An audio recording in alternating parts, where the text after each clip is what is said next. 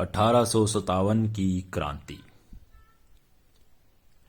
सिपाही विद्रोह या स्वतंत्रता संग्राम। क्या यह उत्तर मिल जाएगा कि इसका कारण धार्मिक था या राजनीतिक?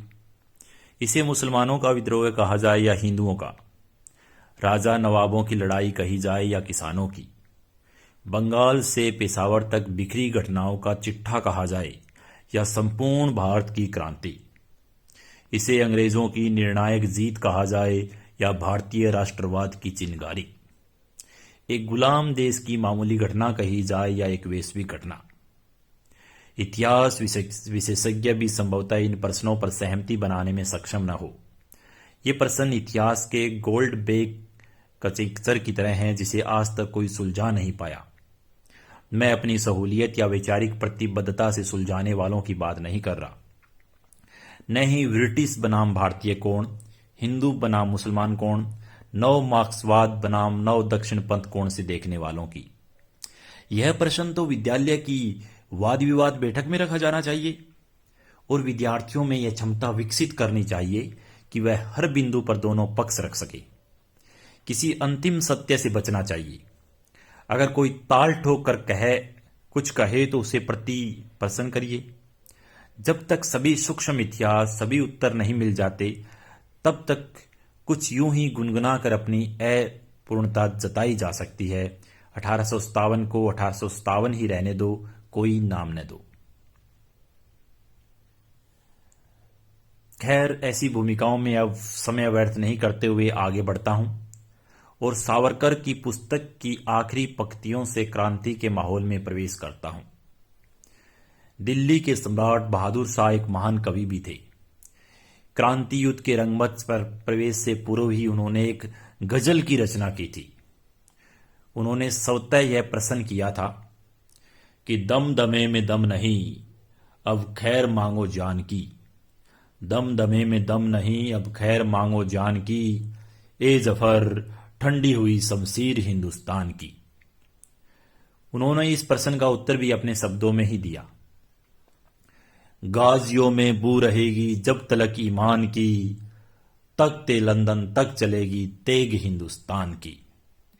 तो इसी के साथ दोस्तों हम शुरू करते हैं 1857 की क्रांति को, उसकी प्रमुख घटनाओं को आपके सामने प्रस्तुत करने की। Episode 1 season 1। देवियों और सजनों, यह जाम हिंदुस्तान की लाश के नाम। ये कथन है लॉर्ड वेलेजली, गवर्नर जनरल, जो टिप्पू सुल्तान की मृत्यु की खबर सुनकर शराब का प्याला उठाते हुए कहते हैं। 2007 में दिल्ली के आईटीओ चौराहे से चहलकदमी करते हुए इरविन अस्पताल की ओर रात की ड्यूटी करने जा रहा था। हालांकि अस्पताल का नाम बदलकर लोकनायक जयप्रकाश अस्पताल हो चुका था, लेकिन यह इरविन नाम इस कदर चिपक चुका है कि जयप्रकाश अक्सर फिसल जाया करते हैं। उस सड़क का नाम आखिरी मुगल बादशाह बहादुर शाह जफर के नाम पर था। सड़क के बीचों बीच डिवाइडर पर ही पेड़ों के झुरमुटों के बीच एक जर्जर इमारत थी। वहां 2 मेडिकल कॉलेज के लड़के सड़क पार करने खड़े थे, जिनसे मैं बतियाने लगा। मैंने पूछा कि इसका इतिहास जानते हो? तो उन्होंने कहा कि इसका इतिहास तो पूरा कॉलेज जानता है। यहां हमारे कॉलेज की लड़की के साथ वह हादसा हुआ था। मैंने बात टालकर दोबारा पूछा कि इतिहास में 100-150 साल पीछे जाकर बताओ मित्रों। तो उन्होंने दरवाजे के बाईं तरफ लगी लाल तख्ती पढ़कर कहा, अरे ये तो खूनी दरवाजा है जिसे शेरशाह सूरी ने बनवाया था। मैंने ज्ञान बघारते हुए कहा कि जहांगीर ने अब्दुल रहीम खान खाना के बच्चों को और औरंगजेब ने दारा सिकोए के कटे हुए सर को यहीं लटकाया था।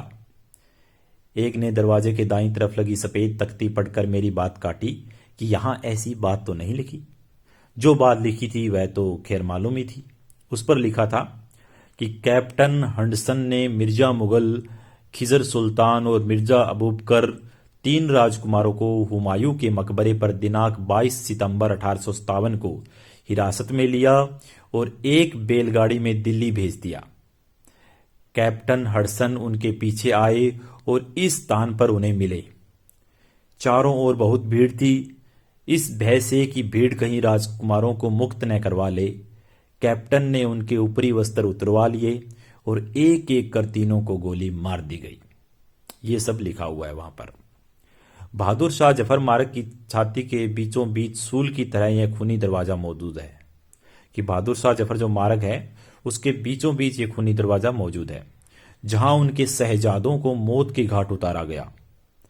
भले अब वहां से गुजरते लोगों की निगाह भी नहीं जाती, लेकिन इसकी पटकथा तो सदियों पहले लिखी जा चुकी थी।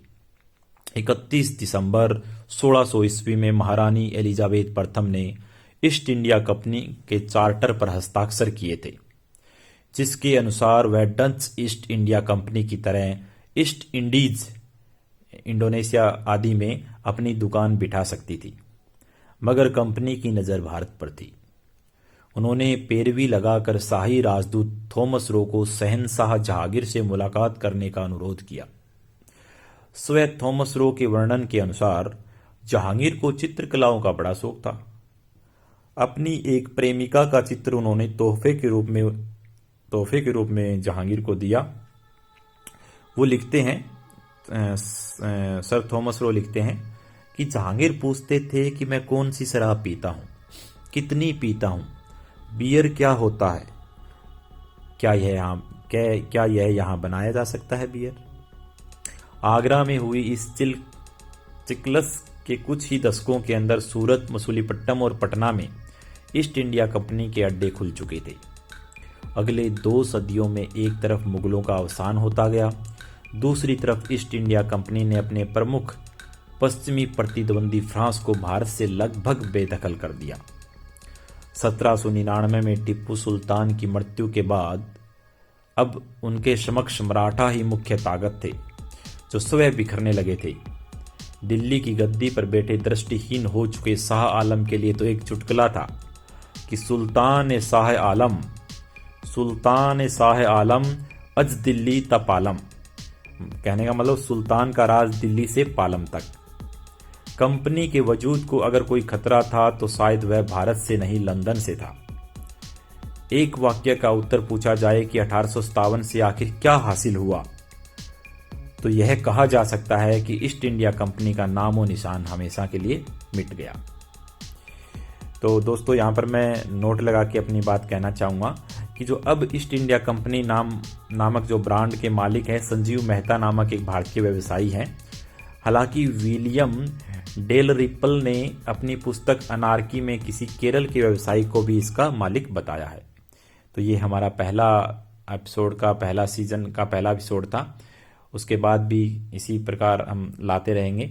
और इसको लिखा है दोस्तों, जो मैं आपको जो पढ़ के सुना रहा था, उसको परवीन झा नामक सर हैं, एक राइटर हैं, काफ़ी उनकी बुकें भी हैं, तो उन्होंने ये लिखा है। तो बहुत ही खूबसूरत लिखा है। बाकी के एपिसोड में आपके सामने जल्दी ही प्रस्तुत करूँगा। जय हिंद, जय भारत।